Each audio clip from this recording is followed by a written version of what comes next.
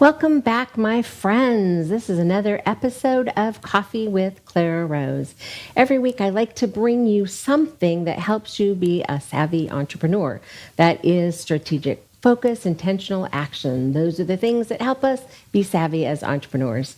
And of course, I also love to bring guests into the show or by Zoom or in person to talk with us about their business, how they're being a savvy entrepreneur, how they're making a difference in the world around them, in the community around them.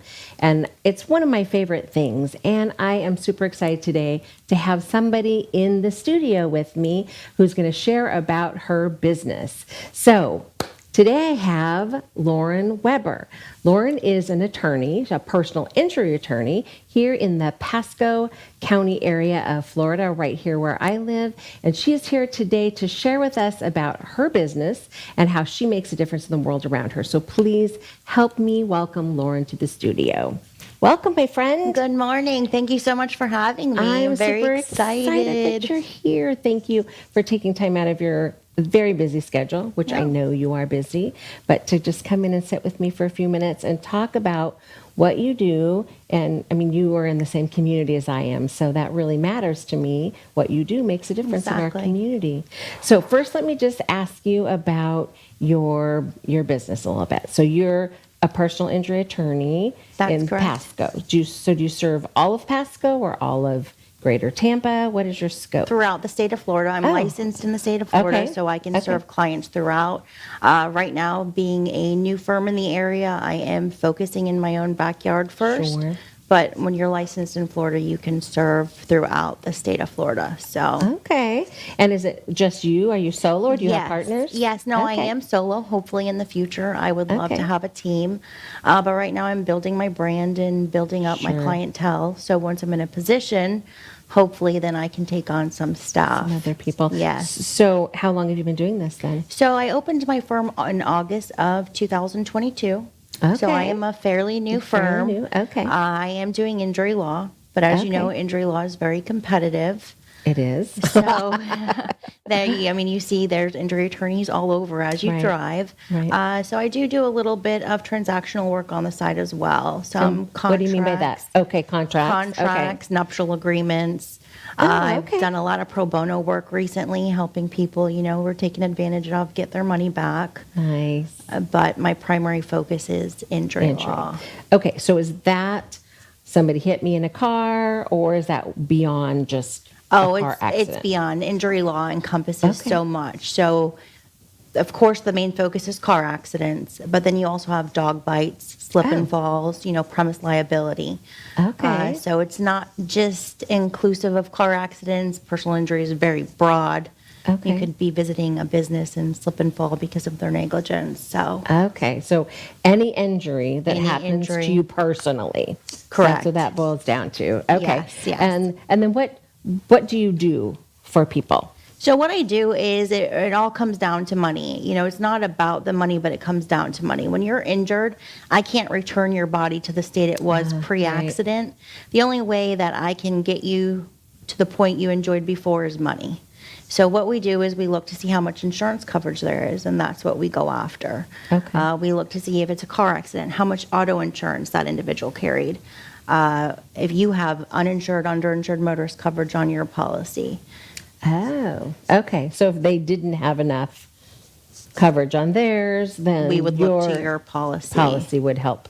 Yes, to pick up the slack a little. And while we're on that subject, I'd like to bring up in Florida, they do not require drivers to be on the road with bodily injury coverage. So you could get in an accident with somebody who has absolutely no coverage.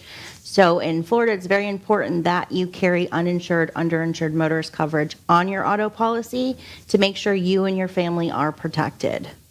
And interestingly enough, that is not required of us. No, right? It's an optional coverage. They ask, do you want to add this? And you, depending on how educated you are about what it does for you and the necessity, you might be looking at the dollars and say, what does that cost me, right? And, oh, no, I don't need that, right? That's exactly right. That's what people do. So I do offer For individuals, if they want to send me a copy of their policy, I'll take a look at it and let you know nice. what coverages you have so you're prepared.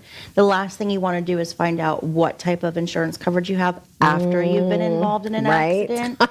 Because it's too late at that point, you right? Can't, you Too can't late. add it. You're stuck with what's on that policy. And there are times when the insurance companies, they have to get in writing. It's called an M9, a UM rejection form. If you have bodily injury on your policy, by law, they are required to offer you UM coverage and obtain this waiver if you reject it. If the insurance company Okay. cannot produce it, then they have to extend UM coverage to you Okay. equal to your bodily injury limits. So it's Okay. not good to assume anything, you know. Right. Always double check Yeah. after an accident. This is why you have an attorney, right? Correct. This is just the truth of it. This is like a totally sidebar subject, but years ago, because my husband and I have been in business for a really, really long time. Just going to leave it at that. Right? We're old, okay? Really long time. We had a employee theft in our business. Oh, goodness. And our insurance, we didn't know until after the fact when we contacted our insurance carrier, say we had this theft and here's what happened. Oh, you don't have the rider for that. You don't have coverage for that. I'm like, how is, you don't You have think that. you're protected, yeah, and like, you find out afterwards. The worst feeling. Yeah, nobody said, oh, you probably want this. You have 20 employees, you probably want this. Mm-hmm. Nobody mentioned it, right? So we didn't know.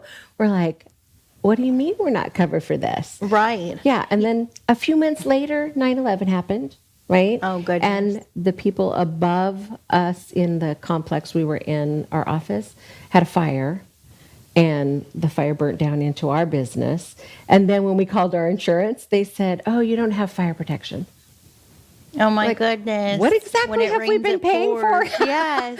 Right? So now we're super careful. But if you've never experienced something like that, you might not think, I need to dig deeper, right? You don't know what questions to ask. Right, You you don't trust know. the agent's going You to. trust the agent. But I think the issue is a lot of people too are also maybe not in your case, but worried about that premium amount. So it's like, what coverage can I get, Right. but within this range? Right. And so some of those things are left out, and you don't realize until you Right, go to use until it. you need it. Yes, But shouldn't that be the responsibility of the agent? that's to correct. say, They should. You should, here's this is the cheaper, but here's what you're giving up for that. I agree. I Yeah. agree with that. They should explain. I feel like they have a duty to. But again, sometimes they're just wanting to get that policy out. Not all insurance agents. Right, But of some course. of your lower quality insurance companies, they're just focused on that premium and getting you to buy a policy. So they don't. I have heard some agents also tell clients they didn't need UM coverage because they have health insurance. And that is absolutely inaccurate. If your insurance agent tells you that, question them, because health insurance is not going to compensate you like UM coverage will. So they may cover the medical bills. Medical expenses, Yeah, but potentially. it's not going to cover if you have lost wages. It's not going to put money in okay. your pocket. It's not going Okay. to cover those other damages that are encompassed in your injury claim. Okay. So lots to know about an insured motorist. Yes, What it's it so does important for in you. Florida. That's like my first thing I tell all my clients. If they don't have UM, get it. That way, if you're ever in an accident again, you're protected. Again, nobody on the road has to carry bodily injury coverage, and they can carry limits if they do elect to as low as $10,000. And $10,000 does not go a long way. I assume not. I assume not. I guess I don't know. I've been fortunate. Is this real wood? I'm knocking on this sucker. Is this real wood? I don't know. I've not ever been in an automobile accident other than just a little, bumper, thump and bump where there was no, everyone looked and went, oh yeah, we're all fine, Right. So No. never been in something that You're left lucky. me, feeling like I needed compensation in some way because my vehicle was damaged or I was damaged. So people like me, we don't have an understanding of what all might come about. Can you educate us a little bit on some of the things that we might Yes. need to do or come up against? Yeah, so if you're involved in an accident, the very first thing is contact the police. Call 911. Okay. You want to get a crash report to document the accident and get a third party there who has no interest in it. Most of the time, the individual who caused the accident, when they go home, the story changes. When they call their insurance sure, company, sure. what happened changes. So always call 911. If you're in a parking lot and the authorities won't come to the scene because they say it's minor or because you're on private property, Okay. and even if you're not on private, take photos. Take photos of the positions of the vehicles, both vehicles, your vehicle, at-fault party's vehicle. Take pictures of all of their information. I've had clients where the at-fault party will not give them their information. So we can only go off the tag number. So it's important to document and call 911. You do not have to go to the hospital. If you are not in a life-threatening situation, some people think, oh, in order to protect my claim, I need to go to the hospital. It's absolutely incorrect. You do not. You can go to a walk-in clinic. You can go to a chiropractor. You just need to treat with a physician who is familiar with personal injury and bills personal injury protection benefits, your PIP benefits. Not every doctor does that, and not every doctor is very good at documenting your injuries. Okay, so you're maybe not your primary care physician. You could contact your primary, but as soon as they hear auto accident, they may not see you. Because they do not want to bill PIP. Okay. And then you should call an attorney before you talk to the insurance companies. Do not talk to either insurance company, the at-fault party's insurance company, your insurance company. Talk to an attorney first, because what the insurance company is going to do is try and dangle a very nominal settlement offer in front of you to get your claim to go away. They'll promise to take care of you, we'll cover your medicals, but once you get that check and sign that release, they're off the hook. It's all over at that point. It's over. So even for any more medical that comes up, they're off the hook totally? Yes. Once you get a settlement? The at-fault parties, yes. And your insurance, so you hear Florida's a no-fault state. I was going to ask you that question because I've heard that. People assume, oh, it's no fault, so no one's at fault. No, what that means is you have personal injury protection benefits. Those are called your no-fault benefits. So when you're in an accident, whether you caused the accident or you were not at fault for that accident, your insurance company is always on the hook for up to the first $10,000 in medical treatment through we call them your PIP benefits, your no-fault benefits. So if Clara goes out and causes an accident and you're injured, you can still treat under your auto insurance through your PIP benefits. Now, PIP only pays out at 80%, leaving 20% unpaid. If you have health insurance may step in and pick up that 20%. But that 20% is kind of what accumulates, and that's what we use to show your damages to go after the at-fault parties. Insurance policy. So the $10,000, that's just 80%. Yes. Up to $10,000. Correct. Is what you're saying. Okay. Correct. So if you've hit the 80%, they had $10,000 to 80%, there's some built up. Then your bills are going to accrue, and you will exhaust that $10,000 quickly. Pretty quickly. Yes, especially if you go to the emergency room and you get a couple CT scans, it's likely exhausted. Oh, wow. Those CT scans can run like $15,000 at the hospital. Hospital treatment is very expensive. Ambulance rides are very expensive. So it's when I have a client and they tell me they've been taken to the hospital by ambulance, I know that there's likely no PIP. So then your providers who treat you on the backside, your chiropractors, your MRIs, the orthopedics, they will see you still, and they will hold their balance if you have an attorney in a claim, because they know that they will eventually get paid down the road out of your settlement. Okay. See, there's so much to know that if you don't know, without you an don't attorney, know. you can't get that treatment, because then there will be no settlement. So those providers aren't going to just hold those balances for no reason. They want you to pay. Yes, yes. They want you to pay at the end of the day, they're a business too. Of course they are, yes. And I think people sometimes will forget that they are a business. When you go see the chiropractor, they have a family to feed as well, right? That's so correct, yes. And insurance to pay, and employees and overhead and all those things. So they're not being cold-hearted. They're just running a business. Yes, it's exactly it. And we forget that, you know. Interesting. Okay, so you don't really need a personal injury attorney until you've had an injury, but should we establish a relationship with you before? Oh, I think that would be a good idea, to establish a relationship and build that trust, because one of the big things to me with my clients is I want them to feel comfortable to talk to me. I want them to open up about the intimate details of their life. How did this accident impact you? If you don't feel comfortable with that attorney, that can be very hard. Right. That makes sense. People also get intimidated talking to attorneys, just like when you go to a doctor. Some people get white coat syndrome. Right. Where I've heard that. you're afraid to ask questions. And I think that's where, communication is a big deal. Big deal to me, and it's also the number one complaint with attorneys is communication. So if you have a relationship with an attorney or you know them, you've reached out, maybe they've helped you with something else, it's a little more comforting when you go to them in that time of need. After an accident, it can be very overwhelming. You're confused. You don't know what to do. An accident throws your life out of whack. You may not have your car. Your car's totaled. So now you're trying to get in a rental. Yeah. You're in pain. And until you've been in an accident and you feel those injury complaints where you're trying to work, sit at your desk and your head's pounding because your neck hurts, you don't get it. But I agree, building a relationship with an attorney is important. And so that's why I try and I help people outside of just the injury realm so I can establish and build relationships with them. Yeah. Also, active in the community and trying to attend different networking groups Absolutely. to grow not only my network, but also build relationships with people so that they feel comfortable referring somebody to me. And with that warm introduction, maybe that prospective client will feel a little more comfortable. That's super important.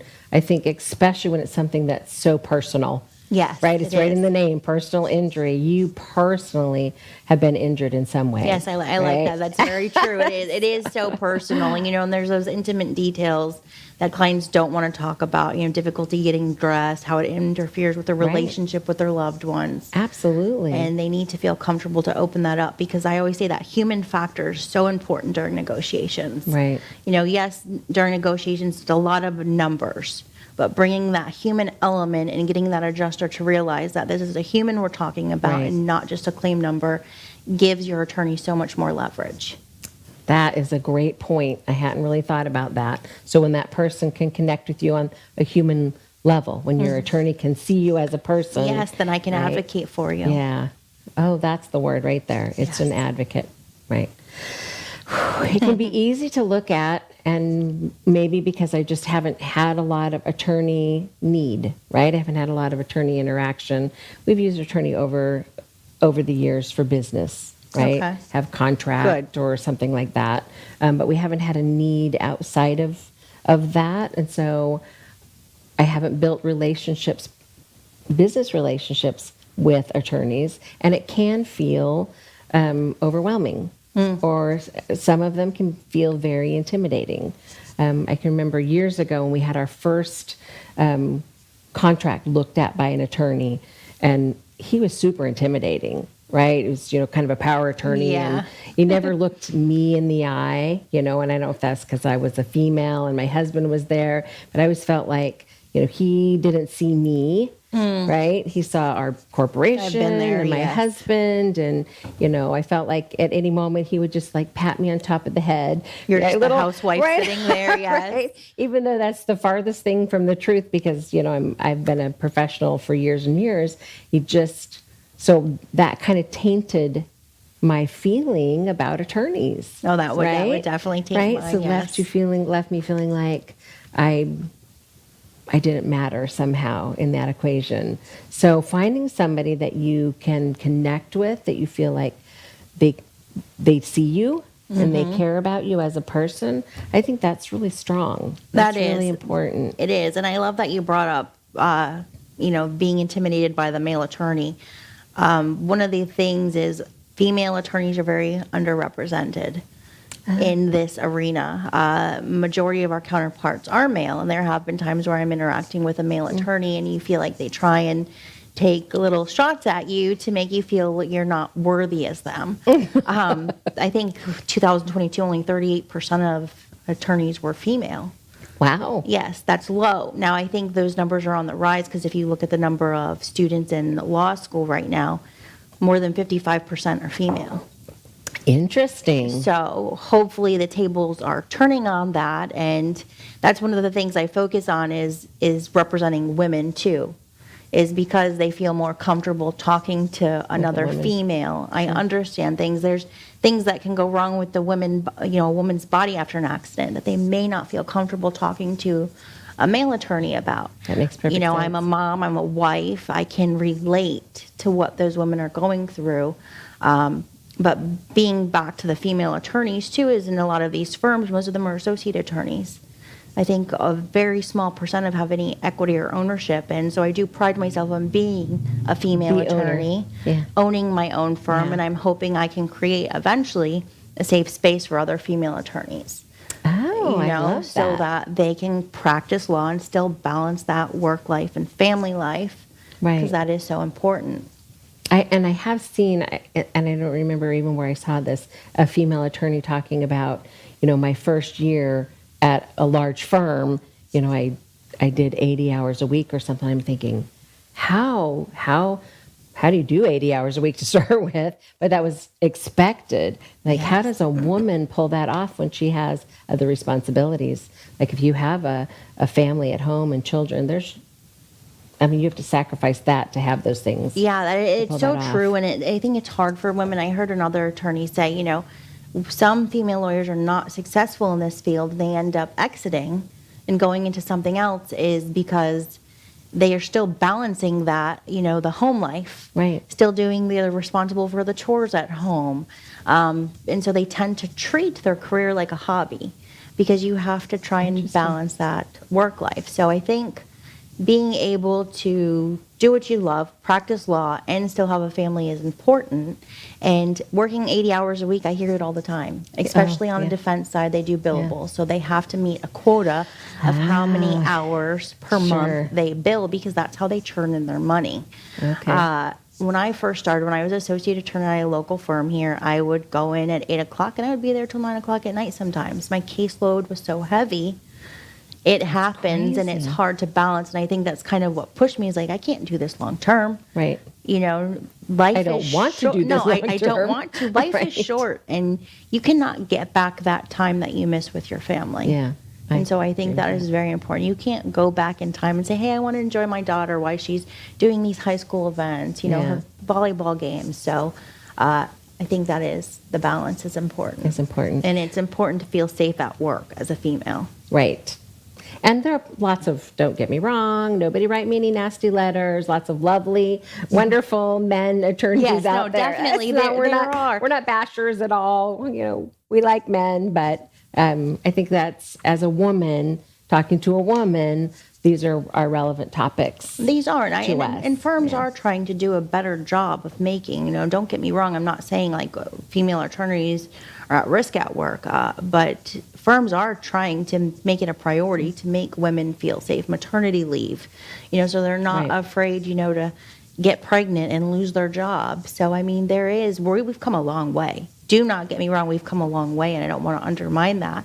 But I know the struggles just being a female, not even just a female attorney, that you face in balancing Just a children female in general. and work. It's hard. So you have just one daughter? Just one daughter. How old is she? She's 18. She's in her senior year. She goes to 5A high school. Hallelujah. Yes, it's hallelujah, but scary at the same time. I'm not ready for her to, venture out. I very much enjoy her being at home. Yeah. We're like best friends. Oh, So that's lovely. So that won't go away. No, Maybe she'll it go off won't to go college away, but but that won't go away. she won't be in the house all the time. Yeah. So, Well, there's a certain freedom when the kids are gone.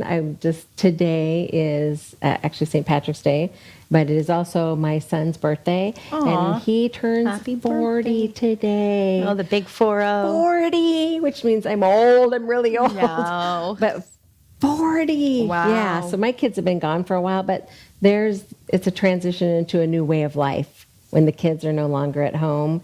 Sometimes we eat popcorn for dinner, right? Right. You know what? Because you're not worried about the nutrition for the children. Right. What are we? Yeah. What are we having for dinner? Cereal. That's what's for dinner That's tonight. what's Lucky on the Charms. table. Oh, that's great. And that's okay. You and your husband can go, yeah.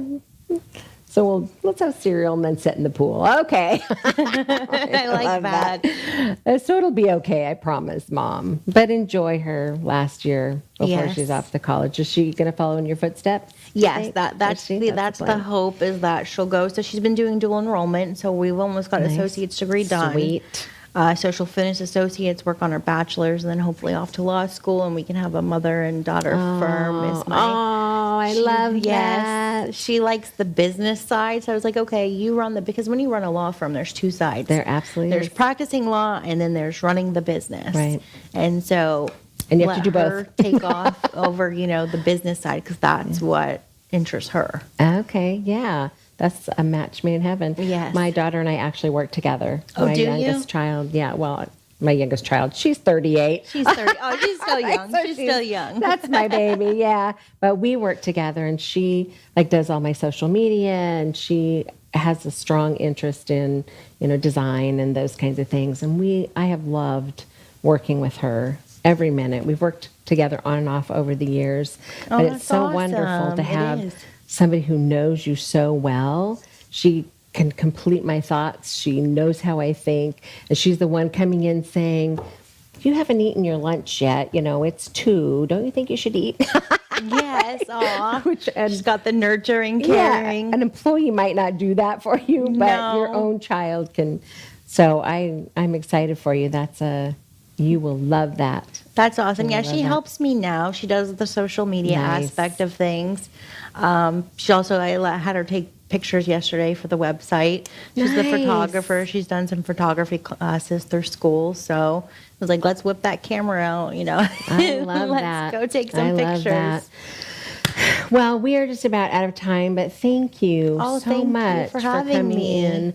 I'm excited to see how you grow in the community. We're networking together, so I'll get to watch as your new business blossoms and grows, and we get to know each other and build relationship just between the two of us in the networking world and in our community. I'm sure I'll see you out and about. Oh, definitely. All the WPBA stuff, Bowling for Boobs and the Grinch and all that. You're going to love it. It's a Yeah, I did the big Grinch part. last Did year. you? I enjoyed it. I missed the didn't- bowling for boobs, Oh, but the Grinch. the Grinch was amazing. The Grinch was amazing. I did the sweet and treat table with my daughter, Oh, did you? which was super fun. So, okay, we're out of time, my friends, but thank you for joining me once again. We will see you next week with more good stuff, helping you to be a savvy entrepreneur. Take care.